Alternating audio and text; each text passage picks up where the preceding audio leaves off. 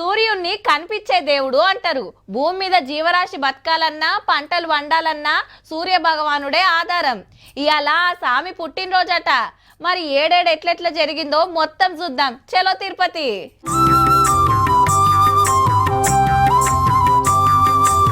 ఏడు కొండలు ఏడు రథాలు. రథసప్తమి రోజున అస్సలు సంబురం అంటే తిరుపతిలోనే. ఒక్కనాడే 7 రథాలు ఎక్కి తిరిగిండు ఎంకన్న స్వామి. సూర్యప్రభ వాహనం, చిన్నశేష వాహనం, గరుడ వాహనం, హనుమంత వాహనం, కల్పవృక్ష వాహనం, సర్వభూపాల వాహనం, చంద్రప్రభ వాహనం. పతేడు సూర్యుని పుట్టిన రోజున తిరుపతిలో వాహన సేవలు చేస్తారు స్వామికి. ఎగిలివారంగా శురువైతే రాత్రి దాకా నడిచినాయి. ఒక్కరోజు బ్రహ్మోత్సవం చూస్తానికి శితం వచ్చిండ్రు భక్తులు. మాడవీధులల్లా సామి ముంగట్కి కదులుతుంటే హారతులు పట్టుకుంటా మా భాగ్యం అనుకున్నారు. ఫోన్లల్లో ఫోటోలు వీడియోలు తీసిండ్రు.